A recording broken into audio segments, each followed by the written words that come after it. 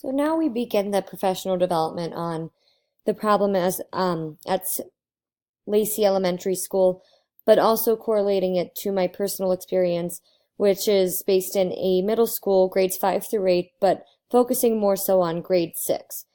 So regarding the following professional development, we're going to be addressing the problems within a middle school, as I mentioned, the 6th grade.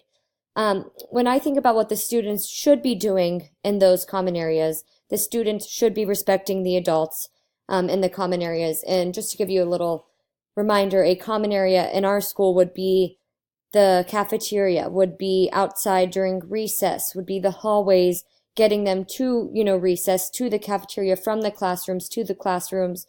And the adults that would be in those areas would be the paraprofessionals or administrators, occasionally a volunteer.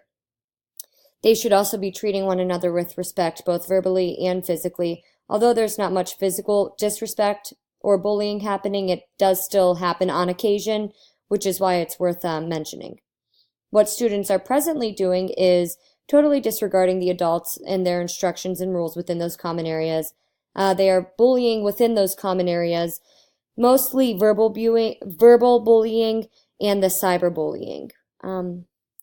So as we move forward, we're going to talk about particularly the most observed behaviors. And these observations are made by the administrators, in which they share with the staff. They're made by myself or other teachers who pop into the lunchroom or who are in the hallways and witness this, with students not knowing they're around.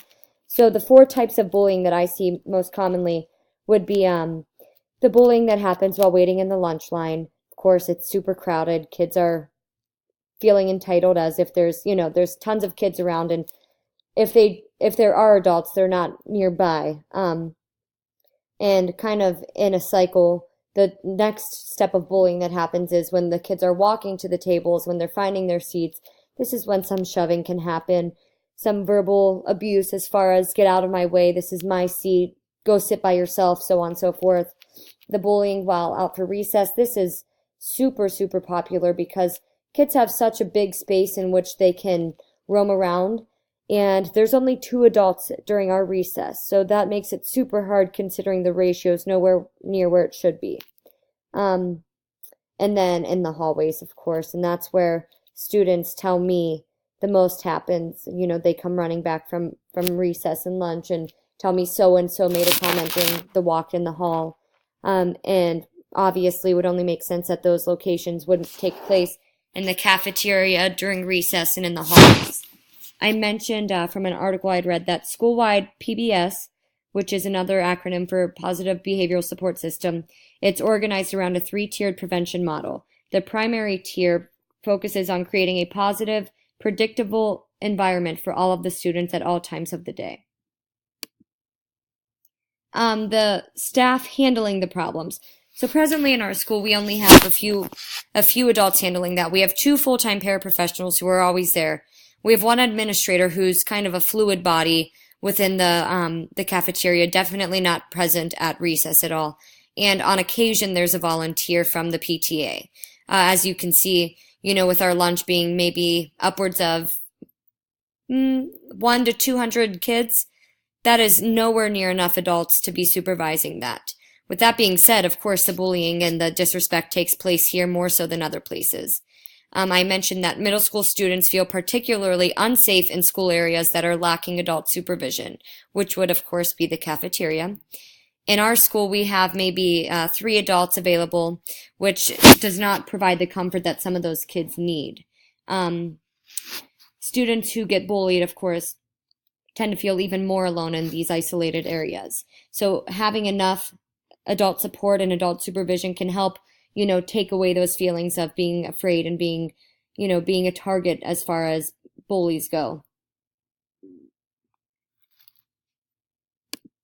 Next would be the desired staff. Well, I don't want necessarily the desired staff to change. I think it should maintain those same as far as the paraprofessionals, the volunteers, and the administrators go. But I feel as if the consistency, the accountability, knowing that there will be an administrator in there every single day is what will make, the desired handling much more seamless than what is currently happening right now. And also at the same token, hopefully implementing, before you implement, hopefully creating and then implementing a PBSS will start to take place. And assuming so, those adults would have a very structured layout as far as what they should be doing, how they should be handling certain problems, and then the follow through as far as the kids and what their expectations are. So bridging the gap between the current behaviors to the desired behaviors. As I mentioned, I don't feel as if the staff should change. I feel as if that should be the same, but accountability and consistency are two words that I find myself coming back to. I found two quotes that kind of summarize how I feel as far as bridging that goes.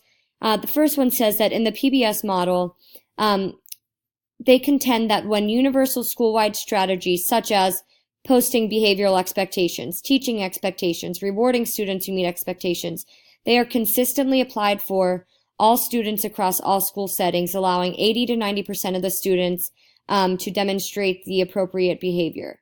Well, that only makes sense. If you have teachers modeling and teachers allowing the consistency, then of course you're going to have the students following along and kind of molding into that idea of what the class should look like, what the cafeteria should look like.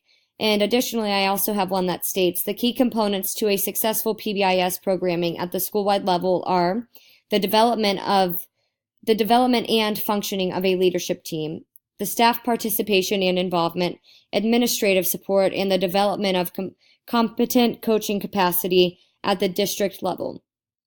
That's kind of the stepping stones. They all have to align with one another in order for there to be success. And it all starts with the leadership team. It all starts with staff participation and the support of, what's going to be implemented. That is huge. If you do not have administrative or district support, then the teachers don't feel as if they need, they have the desire or they have the need to carry it out just the way that the school would expect them to. So having your administrators on board, I think, is step number one.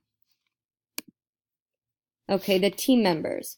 So when constructing the team that would work together to create and implement and explain the PBSS, I feel as if you need to include the administrators, have at least one grade level representative, have a paraprofessional rep, and then a PTA rep.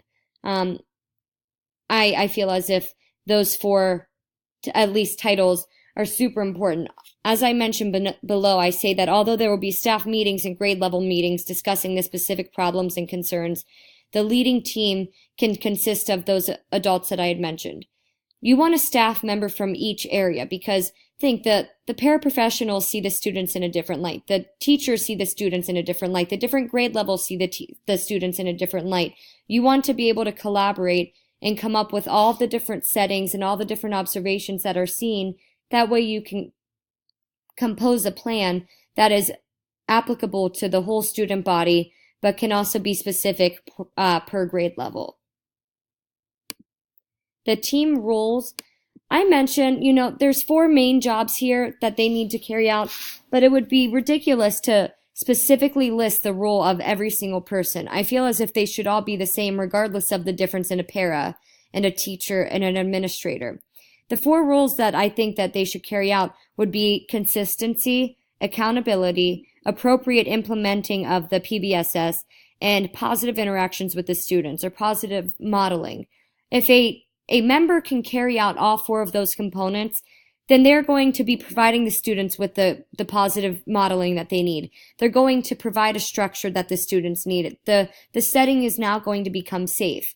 That requires everyone being on board. That requires many staff meetings so that the staff understands the importance of doing so. And that falls on the accountability of the staff member or the adult that's working within the school. If your best interest is the success of the students as far as behaviors and academics go, then you must be able to follow all four components. Below, I mentioned that staff participation and involvement are key. Our source recommended that at least 80% need to buy in. Now, of course, there's going to be teachers who feel as if this is irrelevant or who, feel as if they don't need to abide by it completely, but that really hurts the kids. As they transition from grade to grade and class to class and one common area to another, whether it's a day-by-day thing or a year-by-year thing, they need to have the structure where there's consistency. They need to have the positive interactions and the positive modeling. Kids really, without saying much, are constantly observing and following along with what the adults are doing. And in providing them with that type of setting, we're only prepping our students to become successful. I think that is definitely why this school must be implementing a positive behavioral support system when working to create the best environment for our students.